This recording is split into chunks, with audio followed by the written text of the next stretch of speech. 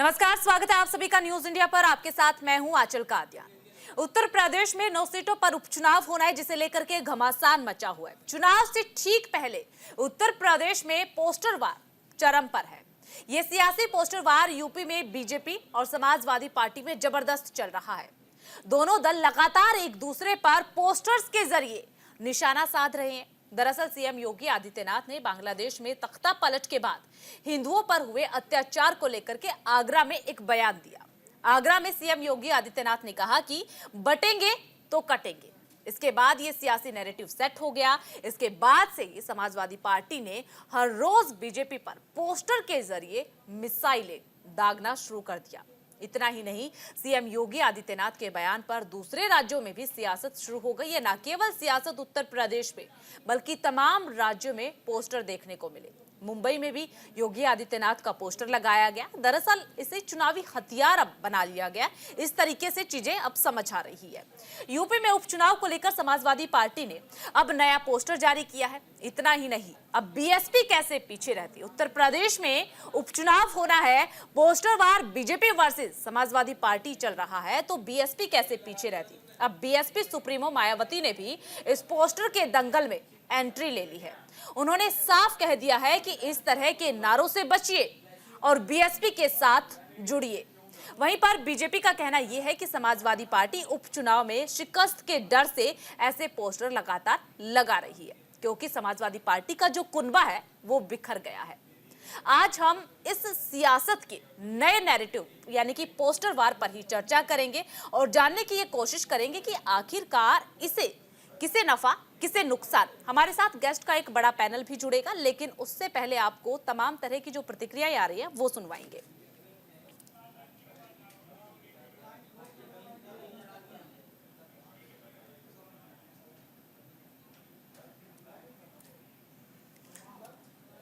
तो देखिए, एक गेस्ट का पैनल जो है वो हमारे साथ जुड़ चुका है। लगातार इस पर तमाम तरह की प्रतिक्रियाएं जो है वो भी सामने आ रही। राजनीतिक विश्लेषक के तौर पर राजलक्ष्मी जोशी हमारे साथ जुड़ चुकी है। अनंत अमित प्रवक्ता बीजेपी के अब से कुछ ही देर बाद हमारे साथ जुड़ेंगे।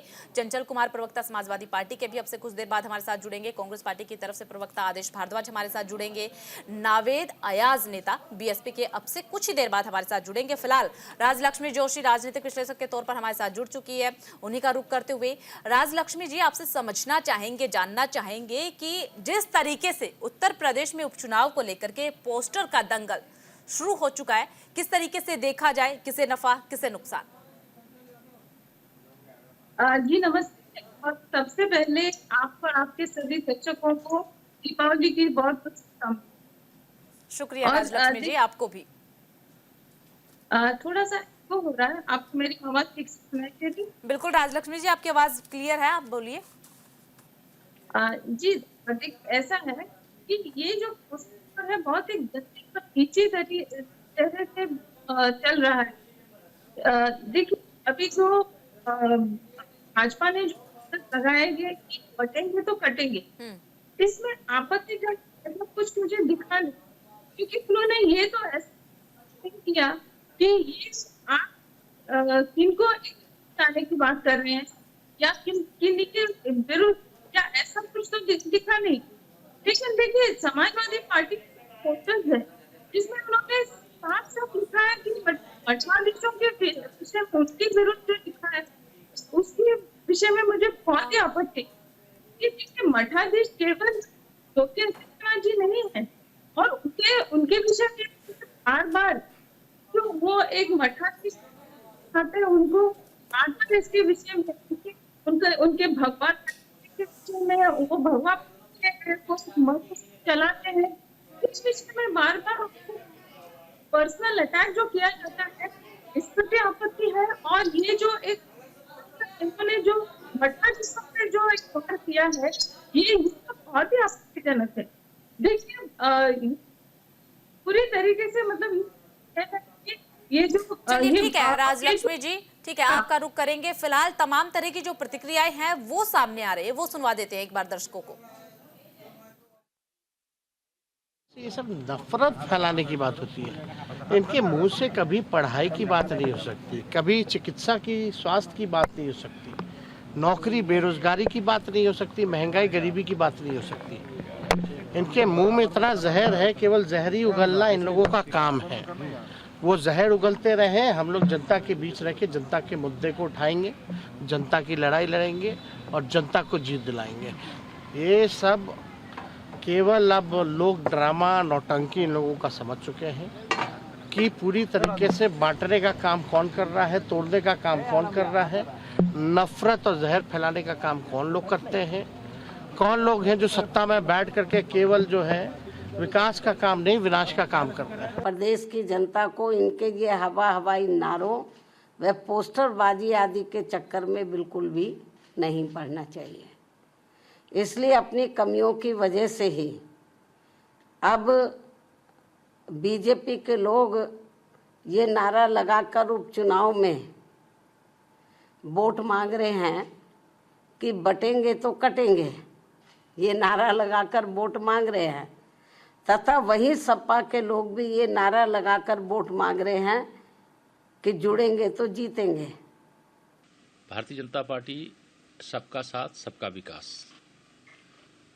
एक रहेंगे तो सेफ रहेंगे मंत्र के साथ लगातार काम कर रही है। माननीय प्रधानमंत्री श्री नरेंद्र मोदी जी 2014 में देश की बागडोर संभाले और अब तक देश ने प्रगति के इतने कीर्तिमान स्थापित किए हैं कि पूरी दुनिया के अंदर 2014 से पहले भारत को जो सम्मान मिलना चाहिए, जो स्थान मिलना चाहिए, जो पहचान मिलना चाहिए तो नहीं मिल पाता था।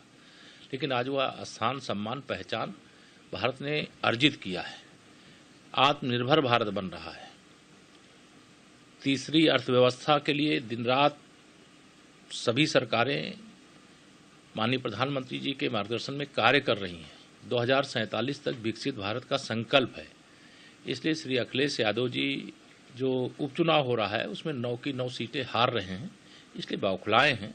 लेकिन मैं पूरे विश्वास से कह सकता हूं कि यह 2027 में तीसरी बार भाजपा सरकार की मजबूत नींव डालने का चुनाव है और जनता पूरी तरह से भाजपा को जिताने का मन बना चुकी है। समाजवादी पार्टी रोज नए नारे, नए होर्डिंग, नए बैनर के साथ मैदान में सामने आ रही है। कंफ्यूज हो गई है, तय नहीं कर पा रही है कि नारा क्या रखे। समाजवादी पार्टी इतनी बौखला गई है कि कैसे जाति मजहब के समीकरणों को साधे, कैसे सबको साथ लेकर के चल सके, क्योंकि भारतीय जनता पार्टी तो सबको साथ लेकर चलने की बात कर रही है। लेकिन ये कुछ का साथ और अपनों का विकास जो इनकी थ्योरी थी, ये अब तक एमवाई का समीकरण गढ़ने वाले जो पीडीए का समीकरण गढ़ रहे थे, आज इनका पीडीए का नारा डिरेल हो गया है। और इसीलिए रोज नए नए नारे को खोज रहे हैं, नए नए पोस्टर लगा रहे हैं, लेकिन इन नारों और पोस्टर से भी उनकी चुनावी नैया पार नहीं होने वाली। ये उपचुनाव सभी की सभी सीटों पर बुरी तरह से हारने वाले हैं। चलिए एक बार फिर चर्चा का रुख कर लेते हैं। अनंत अमित हमारे साथ जुड़ चुके हैं, बीजेपी के प्रवक्ता चंचल कुमार प्रवक्ता समाजवादी पार्टी के हमारे साथ जुड़ चुके हैं, आदेश भारद्वाज प्रवक्ता कांग्रेस के हमारे साथ जुड़ चुके हैं। आप सभी का न्यूज इंडिया के इस मंच पर स्वागत करती हूं और स्वागत के साथ जो चर्चा की शुरुआत वो बीजेपी के से करना चाहेंगे। बीजेपी से अनंत अमित हमारे साथ जुड़े। अमित जी, पिच तो बीजेपी ने तैयार की नारों की, मुख्यमंत्री योगी आदित्यनाथ ने बयान जो है वो दिया था आगरा में, जिसे लेकर के पिच यहां पर तैयार कर दी गई बीजेपी की तरफ से। लेकिन अब इस पिच पर बैटिंग जो है वो सभी कर रहे हैं। अमित जी से संपर्क हमारा टूट गया। समाजवादी पार्टी का मैं रुख यहां पर करना चाहूंगी। समाजवादी पार्टी से हमारे साथ जुड़े हुए हैं चंचल कुमार जी। चंचल जी, बीजेपी की पिच पर सभी कूद गए हैं, ऐसा क्यों? देखिए, बीजेपी की पिच नहीं है। आपने नारा देखा तो सबसे पहले मुख्यमंत्री योगी आदित्यनाथ की तरफ से ही दिया गया था, उसके बाद फिर समाजवादी पार्टी लगातार एक के बाद एक कई पोस्टर लगा चुके हैं। आज भी एक पोस्टर लगाया गया। देखिए, मैं आपको बताऊं कि सबसे बड़ी बात यह है कि भारतीय जनता पार्टी के लोग पीडीए की एकता से डर गए और आदरणीय जी ये जो नारा दिया वो बीजेपी लैब में तैयार, किस लैब में तैयार जानकारी है। और ये नफरत फैलाने वाले, इनका इतिहास आजाद से पहला आतंकवादी हुआ गौर से, ये उनको पूछने वाले लोग, और इनका इतिहास प्राप्त हो गए अंग्रेजों की से लेकर के देश को बांटने की साजिश करने वाले लोगों के साथ इनका जो है कहा है। दूसरी बात जो आज के देखो कि ये बात कह रहे हैं तो पैसा बांटने वाले को आज लोगों को जोड़ने की बात कर रहे हैं। आपको याद होगा राम जन्मभूमि ट्रस्ट में एक भी खड़े समाज के व्यक्ति को इन्होंने जोड़ा, उसमें जहां मलाई है वहां पे अपने एक समाज और एक वर्ग के लोग और वहां लड़ाई लड़ानी है, हिंदू हिंदू चिल्लाएंगे। जहां इनको वोट की राजनीति करनी है, जहां पे बांटना है, जहां पे राज करना है, वहां पे वो जो हिंदू हिंदू चिल्लाने लगते हैं। मेरा सवाल ये है, आप बताओ कि मुख्यमंत्री का सजातीय व्यक्ति बीजेपी के सत्तारूढ़ दल के विधायक को लतियाता है सर, या लतियाने के बाद वो बेचारा विधायक अपनी एफआईआर तक नहीं कर पाया।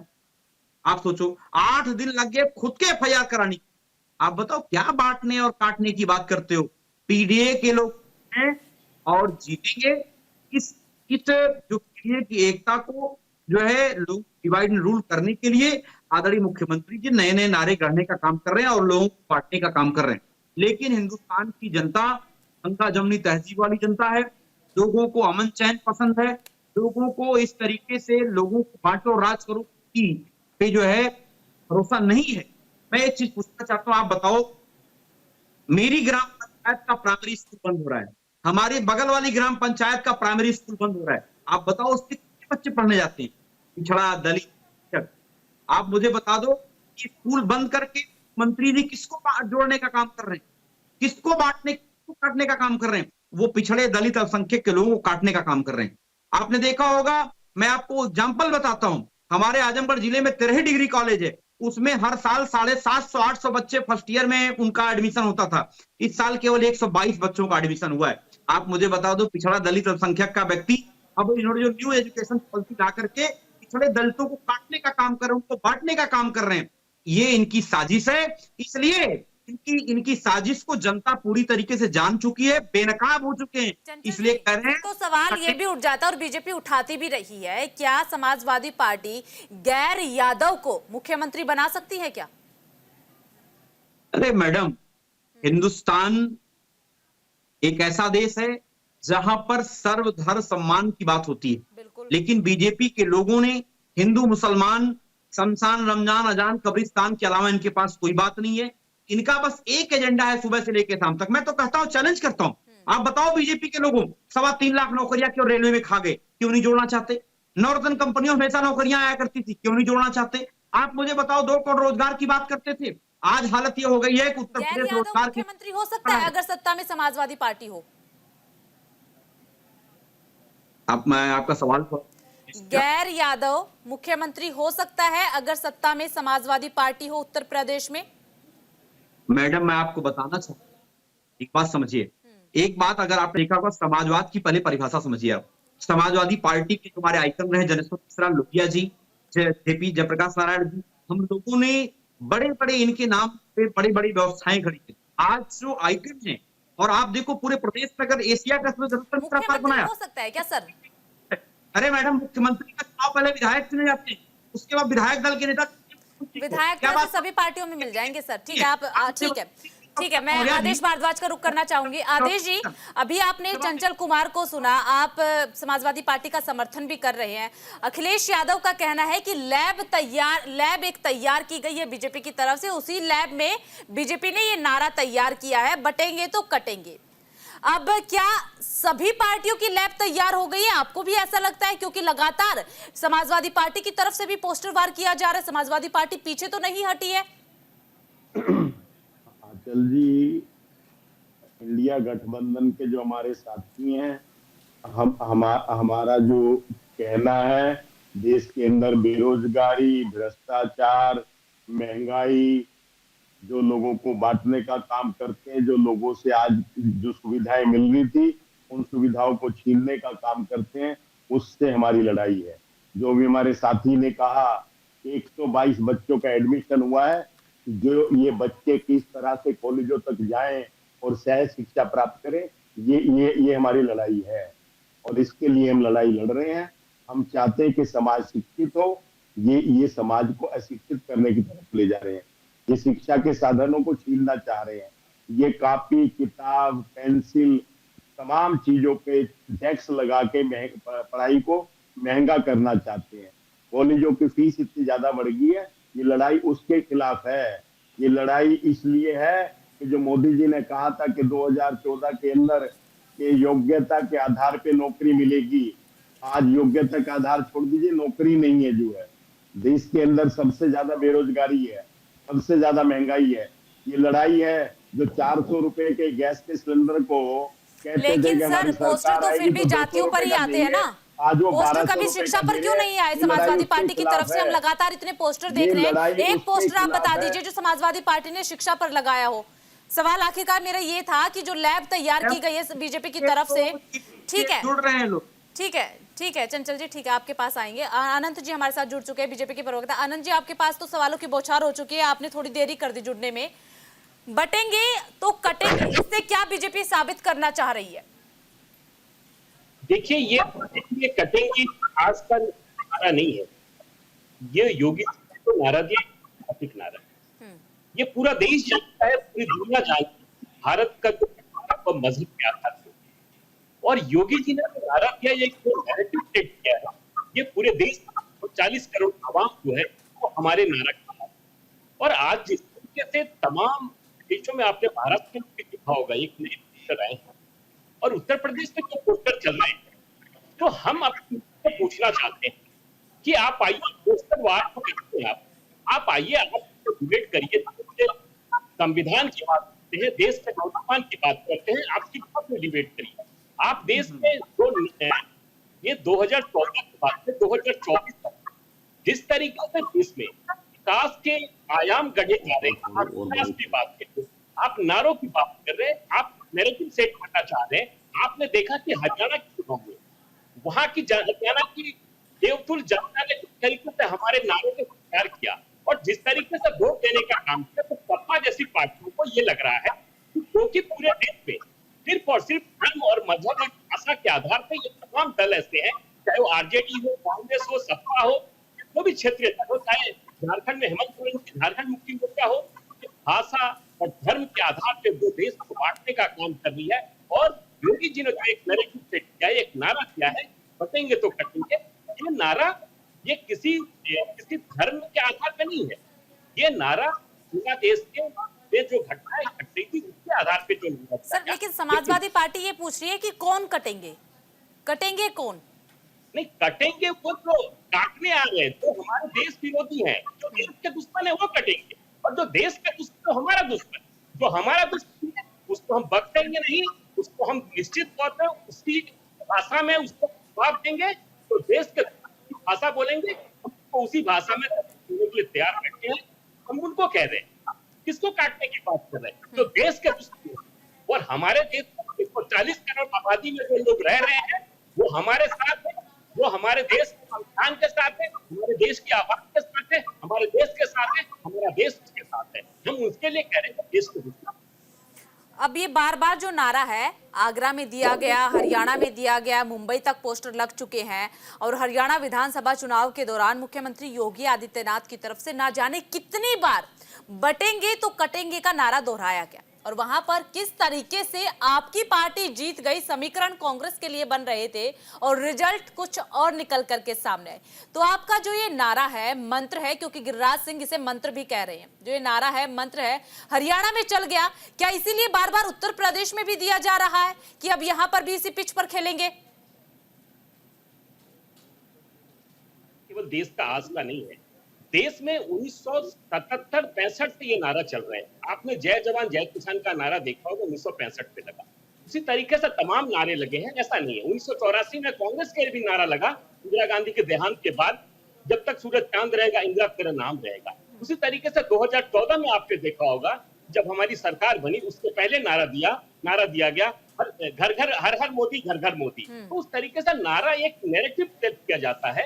और एक नारा ये भी दिया गया था बीजेपी की तरफ से, सबका साथ सबका विकास, सबका विकास, सबका विश्वास, सबका विकास, ये आज भी हमारा नारा है। तो सबका साथ सबका विकास में बटेगा कटेगा कहां से आ गया? सबका साथ सबका विकास स्लोगन कितना प्यारा है कि हम सबको साथ लेकर के चलेंगे, अब बटेंगे कटेंगे, अब यहाँ पर मारने काटने की बात होने लग गई। नहीं आंचल जी इस नैरेटिव को गलत सेट मत करिए। ये नैरेटिव हमारा ये है कि देश विरोधी जो देश का दुश्मन होगा वो हमारा दुश्मन होगा, और वो जो देश का दुश्मन होगा उसको हम उसी भाषा में जवाब देंगे। लेकिन सवाल ये उठ रहा है ना सर, आप समझिए तो सही, सवाल उठाया जा रहा है, विपक्ष की तरफ से लगातार सवाल उठाया जा रहा है कि सबका साथ सबका विकास के बीच बटेंगे कटेंगे।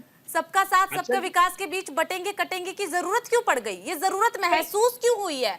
क्या सबका साथ सबका विकास सही नहीं था क्या? जी, फिर मैं ये कह रहा हूँ, ये ऐतिहासिक नारा है। ये देश, हमारा देश का बंटवारा किस आधार पे हुआ? मजहब के आधार पे हुआ। पाकिस्तान किस लिए बटा? मजहब के आधार पे बटा। बांग्लादेश क्यों बटा? वो मजहब के आधार पे बटा। ये ऐतिहासिक नारा है और आपने इस नैरेटिव को देखा होगा कि ये नैरेटिव सिर्फ माननीय योगी आदित्यनाथ जी का नहीं है, अब इसको पूरे देश में स्वीकार किया है। माननीय यशस्वी प्रधानमंत्री नरेंद्र मोदी जी ने कहा है, संघ प्रमुख मोहन भागवत जी ने कहा है, और तमाम दल। आज सपा जैसी दल को ये इस तरह की नारा देने की क्या आवश्यकता पड़ गई? हम तो सपा से ये पूछना चाहते हैं कि आप विकास की बात कीजिए ना, आप नारों पे, आप पोस्टर वार पे आए हैं, आप हमसे चर्चा कीजिए, डिबेट कीजिए, शिक्षा पे डिबेट कीजिए ना। अभी आप प्रोमो दिखा रहे थे तेजस्वी यादव का, जो 9वीं पास है, वो देश को शिक्षा का ज्ञान दे रहा है। आप आइए ना, आप हमसे तर्क वितर्क करिए। आप 9वीं पास है या 8वीं पास है, आपको भी नहीं पता है, और आप बात करते हैं शिक्षा की बात करते हैं। आइए शिक्षा पे डिबेट करिए, हम शिक्षा पे डिबेट करने के तैयार बैठे हैं। आप विकास की बात करते हैं, पूरे उत्तर प्रदेश और बिहार जैसे प्रांत को आपने कभी माई समीकरण बनाया, अभी आपने एक नया समीकरण दिया, पीडीए। ये क्या है भाई? पीडीए मतलब पिछड़ा, दलित और अल्पसंख्यक। अरे हम तो सबका साथ सबका विकास की बात कर रहे हैं, आप पीडीए लेकर आ रहे हैं। आप जब माई समीकरण आपका फेल हो गया मुस्लिम यादव, तो आप पीडीए लेकर आ गए। अरे सबकी बात करिए ना, समाज में सारे लोग रहते हैं, इसकी बात क्यों कर रहे हैं? आपने पोस्टर लगाया पीडीए, आपने दर्शाने का काम किया। ठीक है चंचल जी, आपसे इसका मैं जवाब लूंगी कि बीजेपी तो ये कह रही है कि सबका साथ सबका विकास का ही नैरेटिव जो है वो हम आगे बढ़ा रहे हैं, उसी को हम विस्तार दे रहे हैं बटेंगे कटेंगे से नारे से। आप क्या कटेंगे, क्या काटना चाह रहे हैं? आप इन नारों से क्या साबित करना चाह रहे हैं?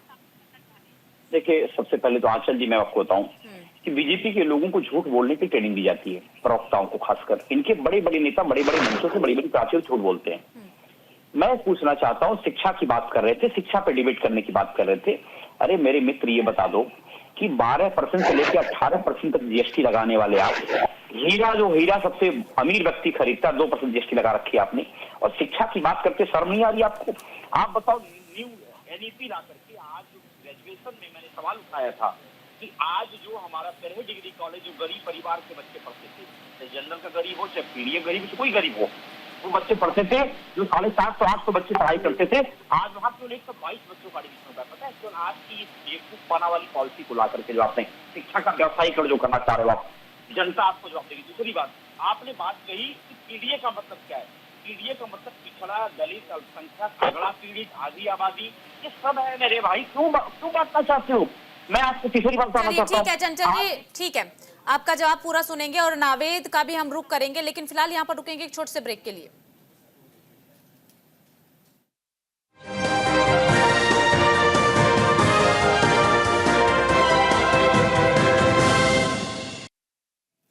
चलिए, ब्रेक के बाद एक बार फिर आप सभी का स्वागत और चर्चा का फिर एक बार रुक कर लेते हैं। बीएसपी के नेता नावेद अयाज हमारे साथ जुड़े हैं। नावेद जी, आपके साथ ही चर्चा की शुरुआत करते हुए, क्या सही में बीएसपी को ये लग रहा है कि डर के नाम पर वोटों का कारोबार हो रहा है, इसलिए आज बीएसपी सुप्रीमो यानी कि मायावती खुद सामने आई और मायावती की तरफ से कहा कि नारों की तरफ ध्यान मत दीजिए, आप बीएसपी की तरफ आइए? देखिए, मैं आपको पहले बता दूं कि बहन जी बहुत ही पॉजिटिव राजनीति करने के लिए जानी जाती हैं। बहन जी का राजनीतिक नारा उस वक्त जब बहन जी सत्ता में थी तो सर्वजन हिताय सर्वजन सुखाय का था, और आज भी बहन जी का ये कहना है कि बसपा से जुड़ेंगे तो बचेंगे। जहां तक बीजेपी की विचारधारा का मामला है, योगी जी की विचारधारा का मामला है, ये चार वर्ण व्यवस्था को मानने वाली विचारधारा है, जो ब्राह्मण, क्षत्रिय, वैश्य और शूद्र के रूप में बनी हुई मानसिकता के रूप से एक दल से आती है। बटेंगे तो कटेंगे। अरे बांटने के बाद ही तो राज कर रहे हैं देश के ऊपर। जितनी भी मलाई आज सत्ता की भाजपा खा रही है, वो देश को टुकड़ों में बांट कर ही तो खा रही है। और मलाई कौन लोग खा रहे हैं? किन जातियों को, किन धर्मों को, किन वर्गों को फायदा पहुंचाने के लिए सारी नफरत की राजनीति रची जाती है चुनाव के समय। जब सत्ता मिल जाती है इन नारों पे, सत्ता के बाद कौन लोग उसका लाभ लेते हैं, किस तरह से वो मलाई बांटी जाती है, उसमें जाति भी देखी जाती है, उसमें वर्ण भी देखा जाता है। तो योगी जी का ये नारा जो है, ये सीधे सीधे संदेश यही है कि बटेंगे तो कटेंगे, मतलब जो बटा हुआ है वही कट रहा है। लेकिन तो अभी देश के बीजेपी लोगों के को बांटकर प्रवक्ता ने काटने कहा की कि व्यवस्था हम देश की पे बात नहीं कर रहे हैं, इस नारे से हमने देश को नहीं जोड़ा है, देश के किसी जाति धर्म को नहीं जोड़ा है, हमने ये देश विरोधियों के लिए नारा दिया है। देश के दुश्मनों के लिए। देखिए, देश विरोधी कौन लोग हैं? देश विरोधी कौन लोग हैं? जो सत्ता में बैठे हुए लोग देश के लोगों को आपस में नफरत सिखा रहे हैं, आपस में देश के लोगों को वोट डालो राज करो की नीति पर लेकर चल रहे हैं, जो देश की जनता को भी एक नहीं होने दे रहे हैं। ना तो ये नारे उन पे खपते हैं, और देश विरोधी तो वही लोग हुए जो देश को शांति और अमन से नहीं रहने देते। आपने अभी हाल ही में देखा बहराइच का दंगा, किसने बांटने की कोशिश की देश को? देश के लोगों को किसने बांटने की कोशिश की? क्या देश के लोग जो है वो जाति और धर्म के नाम पर बांटने वाले लोग जो है वो देश के गद्दार नहीं है? हिताय और सर्जन सुखाय पर विश्वास रखने वाली पार्टी है, और इसलिए बहुजन समाज पार्टी एक पॉजिटिव राजनीति करने के लिए जानी जाती है। समाजवादी पार्टी और भारतीय जनता पार्टी जो है दो वर्गों को आपस में लड़ाकर, दो वर्गों के बीच फूट डालकर अपनी अपनी राजनीति चमकाने के लिए जानी जाती है। इसलिए बहुत स्पष्ट है इस नारे का औचित्य कि इस नारे के बीच भी एक नफरत छुपी हुई है, जिस नफरत को छुपा कर रखा गया, हिडन रखा गया है, और उस हिडन नफरत के सहारे एक बार फिर सत्ता में आकर अंधा बाटे रेवड़ी अपने अपने को 10 साल में यही चल रहा है। 4 वर्ण व्यवस्था के तौर पे दलितों का क्या मिला है, सिखों को क्या मिला है, ईसाइयों को क्या मिला है, पिछड़े वर्ग को क्या मिला है, मुस्लिम अल्पसंख्यकों को क्या मिला है, ये सब लोग देख रहे हैं। प्राइवेटकरण के नाम पर दलितों का शोषण, ठीक है और नौकरियों के बेरोजगारी के नाम पर देश के नौजवानों का शोषण। ठीक है, जवाब ले लेते हैं। अमित जी, इस नारे में स्पष्ट संदेश देने की कोशिश देश को बांटने की। देखिए आंचल जी, उत्तर प्रदेश के मुख्यमंत्री किस समुदाय से प्रदेश और जुड़ा होता है? भारत के प्रति किस समुदाय से जानते हैं? आप ये बताइए कि पूरे देश में माननीय प्रधानमंत्री समुदाय से आते, पूरे देश में क्या है, और माननीय समुदाय से आते प्रदेश में उनकी संख्या, यही आंकड़े 2000 उत्तर प्रदेश सभा में इन्होंने आज भी प्रदेश तरीके से आतंकवादी गतिविधि है। 1 साल इस दंगे और दंगे 21 विधानसभा की प्रदेश दंगे ये रचने वाले क्या खतरनाक और 2000 कोई आतंकी श्रेणी में नहीं आता है क्या? अमित जी, आपकी आवाज क्लियर नहीं है, आपका रुख करेंगे राजलक्ष्मी का रुख करते हुए। राजलक्ष्मी जी, क्या आपको भी सच में वाकई ऐसा लगता है कि जो ये राजनीति हो रही है, बांटने की राजनीति हो रही है, इसमें समाजवादी पार्टी और बीएसपी आग में घी डालने का काम कर रही है?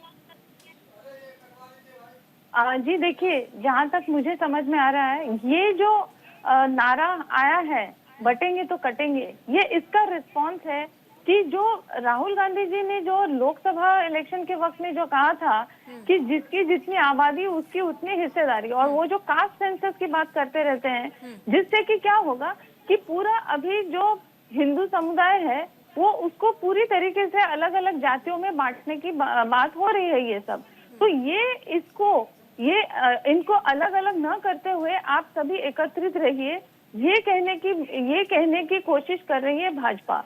और उसका अभी ये जो है रिस्पॉन्स आ रहा है ये बाकी के सभी पार्टियों से। लेकिन मुझे ऐसा लग रहा है कि ये जो जैसे भाजपा प्रवक्ता ने भी कहा कि देखिए, इसमें भाजपा का जो पोस्टर है उसमें कहीं पर भी ये नहीं लिखा है कि आप ये कोई एक समुदाय के विषय में है। उन्होंने कहा कि आप एक रहेंगे तो नेक रहेंगे, बटेंगे तो कटेंगे। ये हमको स्कूल में भी पढ़ाया जाता था कि यूनिटी स्ट्रेंथ, आप सभी एकत्रित रहिए, ये सब तो हमको बचपन से सिखाया जा रहा है। और अच्छा, एक बात मैं क्लियर करना चाहती थी, ये जो बार बार ये बात एक उठ रही है कि ये कॉलेजेस या एनईपी के विषय में, मुझे लगता है ये जो एनईपी की जो बात हो रही है, एनईपी एक बहुत ही आप कह सकते हैं कि बहुत ही रेवोल्यूशनरी एक आइडिया है, जहाँ पर अलग अलग विषयों को, जैसे हर एक बच्चे को अपनी मातृभाषा में सीखने की उनको एक अवसर मिल रहा है। उतना ही नहीं, उनको चॉइस भी मिल रहा है कि आप क्या क्या सब्जेक्ट चूज कर सकते हैं। ये पहले नहीं हो सकता था। और उतना ही नहीं, एक और बात मैं थोड़ा सा क्लियर करना चाहती थी कि उत्तर प्रदेश में पहले के तुलना में आज और ज्यादा कॉलेजेस बढ़ रही हैं। देखिए पिछले वर्ष के तुलना में ही पिछले वर्ष अगर समझे कि 8,100 कॉलेजेस थे, तो इस वर्ष आप देखिए कि 8,300 करीब 8,400 कॉलेजेस हैं। तो संभव है कि कुछ कॉलेजेस में एनरोलमेंट कम हुआ होगा। तो ये जो सपा के प्रवक्ता बार बार कह रहे हैं कि कॉलेजेस में, स्कूल में बच्चे जाना बंद कर रहे हैं एनईपी के वजह से। राजलक्ष्मी जी, हम शिक्षा के मुद्दे पर किसी और दिन बात कर लेंगे। अभी जो पोस्टरबाजी उत्तर प्रदेश में है, देखिए आंचल जी, नहीं मैडम, कुछ नैरेटिव को ठीक करने के लिए ही भाजपा भाषा से मत जोड़िए। मेरा कहने का तात्पर्य था, राजलक्ष्मी जी सुन लीजिए, मेरा कहने का तात्पर्य था कि सरकारी स्कूलों में बच्चों की संख्या कम हो रही है। देखिए आप बाद में बात करिए, पहले मेरी बात सुन लीजिए। देखिए आंचल जी, ऐसा है कि ये जो बार बार हमेशा जाति की बात करते रहते हैं, जैसे आपने भी पूछा केवल यादवों की बात हो सकती है क्या? यूपी में केवल यादव है क्या? या तो यादव या तो जो यादव नहीं है, मतलब ये ऐसे दो बातें क्यों हैं? और ये जो आपने ठीक पूछा कि पीढ़ी की बात क्यों होती रहती है? सबका साथ सबका विकास, या सबको एकत्रित करके बात करिए, आपको सबको एकत्रित करके संबोधित करिए। ये पीढ़ी की बात क्यों हो रही है? सबको करिए ना जो भी है। ऐसा तो नहीं है कि कुछ जातियों में किसी को कुछ आपत्ति नहीं है, ऐसा नहीं है। हर किसी का, अगर आप सबको ठीक तरीके से पूरे समाज को अगर आप सुधारने की बात करते हैं तो फिर सभी का उसमें कल्याण हो जाएगा। आप ये क्यों, ये पीढ़ी क्यों, या फिर कोई एक यादवों की बात क्यों, या फिर कोई अल्पसंख्यक क्यों हर बार ऐसे? और ये जो मठाधीशों के विषय में आपने जो कहा, इससे बहुत ही आपत्ति है मुझे। आपको इसके लिए मुझे ठीक तरीके से क्लैरिफिकेशन देना चाहिए कि आपने ऐसा क्यों कहा। और उतना ही नहीं, ये जो आप बार बार एनईपी की बात करते हैं, आपको क्या समझ है उस एनईपी के बारे में? आप क्या कितना जानते हैं? चलिए ठीक है, चंचल जी से जवाब ले लेते हैं। राजलक्ष्मी जी, ठीक है चंचल जी, बिना समझे आप उस पर ऐसे ही बोल रहे हैं, कुछ गलत नैरेटिव सेट कर रहे हैं उस पर। देखिए ऐसे दोनों मत बोलिए, अगर दोनों बोलेंगे तो समझ नहीं आएगा, मैं भी नहीं समझ पाऊंगी कि क्या बोल रहे हैं। मैडम मुझे जवाब ठीक है चंचल जी, हाँ जवाब दीजिए आप। गलत नैरेटिव सेट कर दिया। एनएपी का मतलब मैडम केवल लैंग्वेज चेंज करने का नहीं मतलब है, लैंग्वेज चूज करने का केवल एक मतलब नहीं है। मैंने कहा कि जो ग्रेजुएशन में हमारे बच्चे 2 बार एग्जाम दिलाए जा रहे हैं, 2 बार उनसे वसूली हो रही है। आप तो बड़े बाप के परिवार से होंगी, आपको नहीं पता होगा मैडम। देखिए मेरे परिवार में मत जाइए। देखिए आप यहाँ पर पर्सनल अटैक मत कीजिए चंचल जी, ठीक है। राजलक्ष्मी जी मैं बोल रही हूँ, राजलक्ष्मी जी हम बोल रहे हैं, चंचल जी पर्सनल अटैक नहीं चलेंगे। आप अपनी बात रखिए, लेकिन पर्सनल अटैक नहीं करेंगे आप। ठीक है मैडम, चलिए सॉरी अगर आपकी बात थोड़ा लगाओ। मैं कह रहा हूँ कि हम सब लोग एक अच्छे परिवार, जो गरीब परिवार का बच्चा जो बेचारा 2 बार एग्जाम देने जाएगा, 2 बार उसको फीस जमा करनी पड़े, 2 बार उससे एग्जाम को वसूली की जा रही है, वो इसलिए छात्रों की संख्या कम हो रही है। आप सर्वे करा लीजिए। और मैडम आपने कहा स्कूल बढ़ रहे हैं, मैंने अपने ऑन रिकॉर्ड बोल रहा हूँ, ग्राम पंचायत अखरचंदा का नया पूरा का प्राइमरी स्कूल को नोटिस आया कि बंद किया जाए। ग्राम पंचायत झोटीपुर का प्राइमरी स्कूल को बंद किया जाए। ये दोनों एक ही हमारे जो है अलग अलग गाँव है, 2 स्कूल बंद हो रहे हैं। और एक 2 स्कूल नहीं है, आप जानकारी करके बैठिए मैडम। आप एनएपी के बारे में केवल लैंग्वेज चूज करने के लिए आपने बोल दिया कि लैंग्वेज चूज करने से ही एनएपी का बहुत बड़ा भला हो जाएगा। तो मैडम एनएपी के बारे में आप ही पढ़ के बैठिए। दूसरी बात, आपको क्या पता है उसके विषय में? आपको कितना पता है उसके विषय में? आपने कह दिया बटेंगे कटेंगे वाला हम लोगों ने प्राइमरी स्कूल में पढ़ा था, स्कूल में पढ़ाया जाता था। तो आप मुझे बताओ मैडम, एनएसएस के तहत कौन बेईमानी कर रहा है? लेटरल एंट्री के माध्यम से कौन बेईमानी कर रहा है? 13 पॉइंट रोस्टर के माध्यम से कौन बेईमानी किया है? 69,000 शिक्षकों की भर्ती में कौन बेईमानी किया है? ये बटेंगे कटेंगे जो नैरेटिव है, आप मुझे बताओ बेईमानी करने वाले कौन लोग हैं? मैंने एक सवाल पूछा था, आपका जवाब दीजिए। जो श्री राम भूमि जन्मभूमि ट्रस्ट में केवल एक ही समाज के लोगों को केवल ट्रस्ट का मेंबर बनाया गया, क्या पिछड़े समाज के व्यक्ति का कोई योगदान नहीं था? क्या पिछड़ा समाज कोई हिंदू नहीं है? आप मुझे बताओ। जो संविधान। चंचल जी, आप फिर वही बात दोहरा रहे हैं जो आप थोड़ी देर पहले दोहरा रहे थे, और मैंने फिर इसे काउंटर किया था कि आप दूसरी जातियों पर जा रहे हैं। तो क्या अगर आपकी पार्टी सत्ता में होगी तो क्या गैर यादव मुख्यमंत्री होगा? इसका जवाब आप दे नहीं पाए थे। ठीक है चंचल जी, ठीक है, आपके पास जवाब नहीं है, मैं समझ गई। आदेश जी, आपने राजलक्ष्मी जी को बहुत अच्छे से सुना होगा। उन्होंने अपने जवाब में शुरुआत में कहा, राहुल गांधी का उन्होंने जिक्र किया, राहुल गांधी का एक बयान उन्होंने कोट किया कि वहीं से इसकी शुरुआत हुई और फिर बीजेपी की तरफ से बयान दिया गया, मुख्यमंत्री योगी आदित्यनाथ की तरफ से। क्या कहना चाहेंगे आप? क्या नैरेटिव तो पहले ही राहुल गांधी सेट कर गए थे, बटेंगे कटेंगे? जी आंचल जी, मैं बिल्कुल इस बात का खंडन करता हूं कि राहुल गांधी कांग्रेस पार्टी इंडिया गठबंधन के साथी बांटने और काटने की बात नहीं करते। ये भारत की परंपरा नहीं रही है। हमने 536 टुकड़ों में बटे हुए भारत को एक भारत किया, जिसके लिए सरदार पटेल जी का और नेहरू जी का और उधर तमाम नेताओं का योगदान रहा। हमने बटे हुए भारत को एक विशाल भारत का स्वरूप किया। बांटने की राजनीति आजादी से पहले की और आजादी के बाद की हो, भारतीय जनता पार्टी के लोग थे। सुनोशन थ्योरी के भी समर्थक यही लोग थे।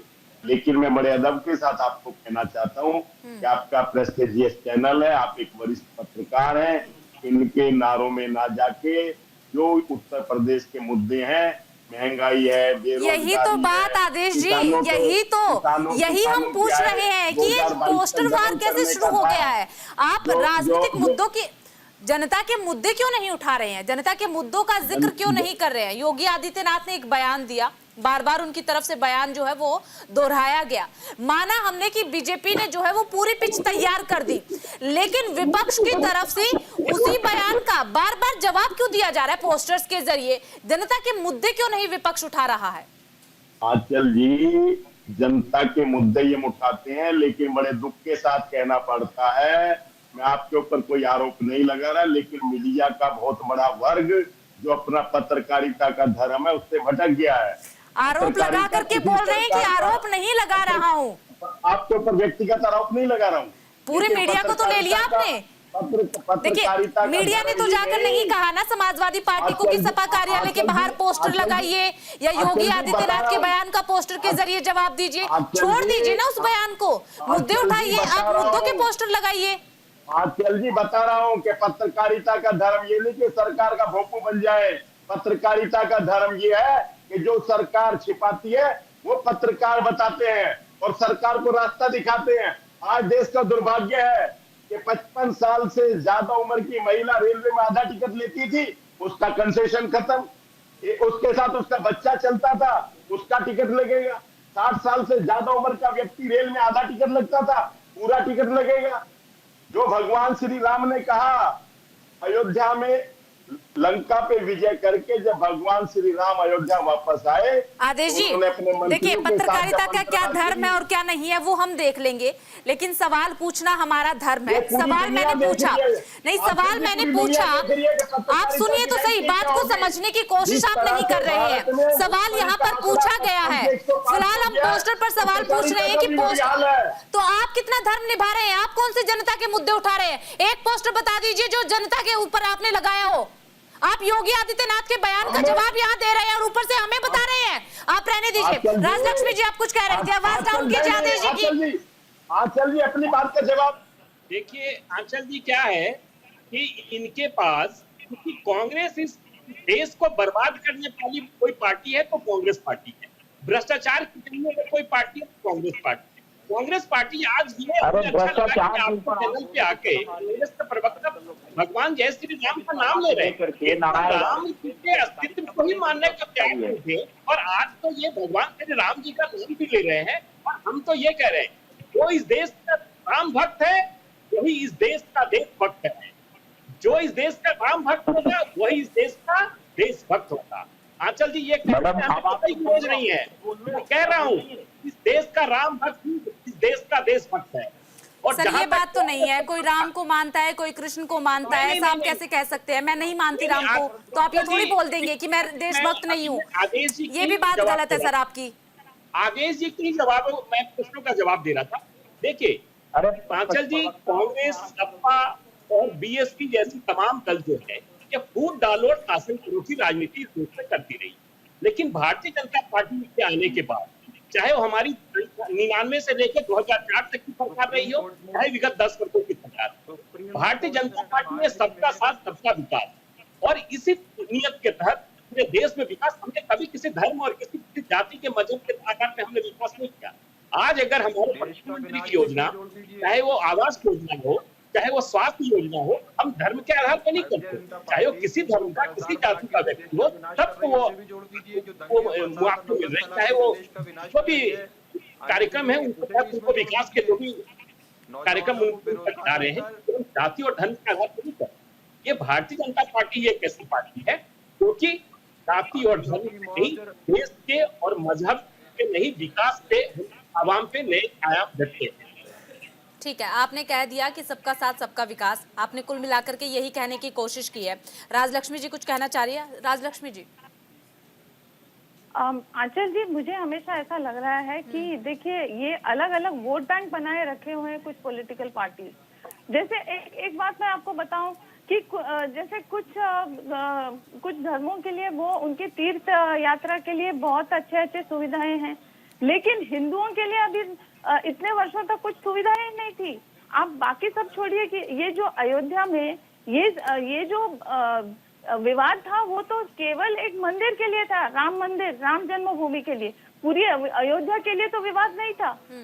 अयोध्या में क्या सुविधाएं की थी, मथुरा में क्या सुविधाएं की थी हिंदुओं के लिए? कुछ भी नहीं, क्योंकि ये हिंदुओं के लिए वोट बैंक है ही नहीं। हिंदुओं को आप बांट के रखिए, हिंदुओं को अलग अलग जातियों में बांट के रखिए, आपको किसी को कुछ तो देने की जरूरत ही नहीं है। जातिगत तरीके से बहन बेटी, मैंने किसी के बीच में बात नहीं किया, तो आप कृपया करके चुप रहिए, आप कृपा करके चुप रहिए। देखिए, अलग अलग जातियों में बांटकर उनको किसी को कुछ सुविधा देने की जरूरत ही नहीं है, क्योंकि उनके मुद्दे कोई भी ऐसे बातों को एकत्रित करके वो उठाएगा नहीं। यही तो बात ब्रिटिश सरकारों ने भी की थी कि उन्होंने देखा कि अगर सब एकत्रित हो गए तो हमारे लिए मुश्किल हो जाएगी। तो यही बात कांग्रेस भी कर रही है और यही बात समाजवादी पार्टी भी कर रही है। वो आप अलग अलग जातियों में आप सबको बांट के रखो, क्यों ऐसा करना है? आप अगर सबको एकत्रित लाके सबका अगर आप उद्धार करते हैं तो फिर वही अच्छा है ना। और ठीक है चंचल जी, देखिए ये बात बिल्कुल सही है। एक चीज, ठीक है राजलक्ष्मी जी, थोड़ा वक्त मिलना चाहिए ना राजलक्ष्मी, थोड़ा चलिए ठीक है, करिए। क्लैरिफिकेशन देना चाहती थी कि ये जो स्कूलों की बात हो रही है अभी यहाँ पर, स्कूलों की बात ये है कि उत्तर प्रदेश में कुछ स्कूल थे जहाँ पर 50 से कम बच्चे आते थे, तो उन जो छोटे छोटे जो ऐसे स्कूल थे उनको बंद करके जो दूसरे स्कूल थे जहाँ पर और इफेक्टिवली और रिसोर्स को यूज किया जा सकता है, उनको और अच्छे तरीके से रिसोर्स उनको डाइवर्ट किया गया है। ये एक और उसकी जो संख्या है उसको बढ़ाई जा रही है, लेकिन जहाँ पर कम संख्या थी उसको बंद किया जा रहा है। तो मुझे इसमें कुछ गलत नहीं नजर आ रहा है, बच्चों के साथ कुछ भी अन्याय नहीं हो रहा है, बल्कि इसमें ये हो रहा है कि बच्चों को शिक्षा दी जा रही है। तो ठीक है राजलक्ष्मी जी, जवाब ले लेते हैं। जवाब अगर आप कंप्लीट ही नहीं करेंगे तो जवाब कैसे लेंगे? इसमें तो सारा समय निकल जाएगा। अटैक मत करा कीजिए। ठीक है राजलक्ष्मी जी। चंचल जी, ये बात बिल्कुल सही है, आप सवाल सुन लीजिए, आपने राजलक्ष्मी जी को सुन लिया, उनका जवाब जरूर दीजिएगा। लेकिन एक बात बिल्कुल सही है, बीजेपी की तरफ से बटेंगे कटेंगे के सब नारे दिए जा रहे हैं, लेकिन आपकी पार्टी उन्हीं नारों का जवाब देने में क्यों लगी हुई है? उन नारों को दरकिनार करके जनता के मुद्दे क्यों नहीं उठा रही है? सीधा सीधा जवाब दीजिएगा सर, बात गोलमोल मत घुमाइएगा। सुनिए मैडम, पहली बात तो मैं एक बात क्लियर कर दूं, अभी मुझे लगा कि ये राजनीतिक विश्लेषक हैं, हो सकता है भाजपाई प्रवक्ता का कुछ जवाब देंगी कि जो राम को मानने वाले लोग हैं वही इस देश के देशभक्त हैं, लेकिन इनके मुंह से नहीं निकलेगा। मुझे पता है जो अनुभक्ति का चश्मा लगा रखा है कुछ लोगों ने, आज 181 देशों की वर्ल्ड प्रेस रैंकिंग में। मुझे बड़ी आपत्ति है आपके कुछ स्टेटमेंट्स के विषय में, तो आप मुझ पर पर्सनल अटैक मत करिए। ठीक है चंचल जी, जो जवाब किया, जो सवाल आपसे किया गया, आप उसका जवाब दीजिए। देखिए मैंने शुरुआत में ही कहा था कि गोलमोल बात मत घुमाइए, आप फिर पर्सनल अटैक करने लग जाते हैं। आपने थोड़ी देर पहले भी राजलक्ष्मी जी पे पर्सनल अटैक किया, तब भी मैंने रोका था आपको। बोला गलत बोला है, लेकिन नहीं बोल पाएंगे, मुझे पता, दुकान चलानी अपनी है। सुनिए मैडम, मेरी बात सुनिए, मैं बात कह रहा था, आप लोग का बटेंगे तो कटेंगे, हम समाजवादी लोग, जोड़ने वाले लोग जुड़ेंगे, पीडीए जुड़ रहा, ये बौखलाहट बीजेपी के अंदर है। इनको पता है, प्रभु श्री रामचंद्र जी ने भी इनको सबक सिखाया है अयोध्या में जो इन लोगों ने भ्रष्टाचार की पराकाष्ठा पार कर दी है। मुझे लगा कि भ्रष्टाचार की बीजेपी के प्रवक्ता बोल रहे थे तो राजलक्ष्मी जी कोई बात रखेंगी। नारायण राणे से लेकर आप अभी फिर राजलक्ष्मी जी वो बोले नहीं थे। राजलक्ष्मी जी आएंगे आपके पास, जवाब लेंगे। मुझे पता है दुकान चलानी है अपनी, नहीं तो बीजेपी के लोग जान ही रहे पत्रकारों सब क्या क्या करते हैं। मैं इस बात कहना चाहता हूँ बड़ी ईमानदारी से एक बात, आज के समय में आज हालत तो आप देख लीजिए कि क्या हो गया है कि हमारे जो पत्रकार है उनकी भी उनके लब जो है आज जो है आजाद नहीं है। हम आजादी की लड़ाई लड़ेंगे मैडम, आप निश्चित हो जाइए। जो वर्ड प्रेस फ्रीडम रहेगी उसके नंबर पे आपको खाली कर दिए, हम लड़ाई लड़ेंगे, आपको आजाद करेंगे। चंचल जी सारी बातें घुमा ली आपने, पूरी जलेबी तैयार कर दी है, सवाल का जवाब आप देंगे? हम सब लोग समाजवादी लोग सबको लेके चलने की बात करते हैं। मैंने बताया कि समाजवादी लोग कभी भी किसी भी धर्म और किसी भी राष्ट्र की बात नहीं करते, क्यों अलग अलग बात नहीं करते। ठीक है, अगर आप नहीं करते, चंचल जी सवाल सुनिए, चंचल जी आपका कंप्लीट होने देंगे, लेकिन आप सर्टिफिकेट देने लग जाते हैं ना पहले। सुनिए चंचल जी सुनिए, मैंने पूछा सरकारों का काम मंदिर मस्जिद बनाना नहीं मैडम। चंचल जी सुनिए, आपने खुद कहा ना कि समाजवादी पार्टी सबको साथ लेकर चलती है, फिर आपसे एक सवाल पूछते तो उसका जवाब आप देते नहीं है। बन के बैठी है, सरकार का काम आंचल जी हज हाउस बनाना आपका काम था। हज हाउस बना सकते हैं। नावेद जी का हम रुक करेंगे। नावेद जी अब बीएसपी सुप्रीमो मायावती की तरफ से भी आज एक प्रेस कॉन्फ्रेंस की गई, सबकी आवाज डाउन कर दीजिए। नावेद जी का रुक करेंगे। नावेद जी आज बीएसपी सुप्रीमो मायावती की तरफ से प्रेस कॉन्फ्रेंस की गई, सबसे अच्छी बात मुझे मायावती जी की लगी, उन्होंने बहुत ही शांति से अपनी बात रखी है, लेकिन उन्होंने भी शांति से कहीं ना कहीं आग में घी डालने का काम कर दिया है। जनता के मुद्दे क्यों नहीं उठाए गए, यही मैं समाजवादी पार्टी से भी पूछ रही हूँ, बीएसपी से भी मैं यही पूछना चाह रही हूँ। अब तक बीएसपी की तरफ से मुद्दे उठाए जा रहे थे, फिर आज क्यों पोस्टर दंगल में कूद गई बीएसपी? आंचल जी, बहन जी ने हाल ही में एक मुद्दा उठाया, सुप्रीम कोर्ट से आरक्षण में वर्गीकृत करके दलित जातियों को बांटने की एक साजिश की बू आई, जिसमें भारतीय जनता पार्टी ने दलित समाज के अंदर जो आपसी एकता है उसको फूट डालने का एक षड्यंत्र रचा, ऐसा बहन जी को लगा। और बहन जी ने उससे सरकार से भी निवेदन किया, केंद्र सरकार से, कि आप सुप्रीम कोर्ट जाइए और ये जातियों में वर्गीकृत का जो सुप्रीम कोर्ट का फैसला है इसका विरोध कीजिए। किस पार्टी की तरफ से किया जा रहा है वर्गीकरण? बटेंगे तो पटेंगे, बहन जी ने दलित देखिए। और दूसरी तरफ आप आइए, देश के प्रधानमंत्री जो है योगी जी, उनसे सवाल करें कि वो कहते हैं कि कपड़ों से पहचाने जाते हैं। देश के प्रधानमंत्री जो है वो क्या नाम है, शमशान और कब्रिस्तान की बात करते हैं। तो इस सब चीजों से आप ये अंदाजा लगाइए कि इस नारे के अंदर क्या सिखों का हित है, क्या इस नारे के अंदर क्या ईसाइयों से देश के हिंदुओं को अलग करने की बू नहीं आती है? क्या इस देश के इस नारे के अंदर बटेंगे कटेंगे तो मुसलमानों को और हिंदू भाइयों को आपस में अलग करके फूट डाल के राजनीति करने की बू नहीं आती है? देखिए, आप लोग पत्रकारिता कर रहे हैं और यहाँ समझदार लोग बैठे हैं, इस नारे का नैरेटिव ही बांटना है। और जहां तक हिंदू भाइयों की एकता की बात है, तो 4 वर्गों के वर्गीकरण पर राजनीति की विचारधारा को लेकर चलने वाले संघ परिवार और भारतीय जनता पार्टी के एक नेताजी के दिए हुए नारे में साफ दिखाई देता है कि वोट सबका चाहिए, लेकिन विकास सिर्फ अपने वर्ग का चाहिए। तो इसमें बहन जी का एक साफ कहना है कि आप बसपा से जुड़ेंगे तो बचेंगे, और बसपा से जुड़ेंगे तो देश भी आगे बढ़ेगा, और सर्जन हिताय और सर्जन सुखाय के साथ जो है वो देश अभी आपने एक बात कही कि बटेंगे तो कटेंगे की नारे के जरिए मुख्यमंत्री योगी आदित्यनाथ ने एक नैरेटिव सेट करने के रुख किया है, उन्होंने एक नैरेटिव सेट करना चाहा, आप भी तो उस नैरेटिव की तरफ चले गए।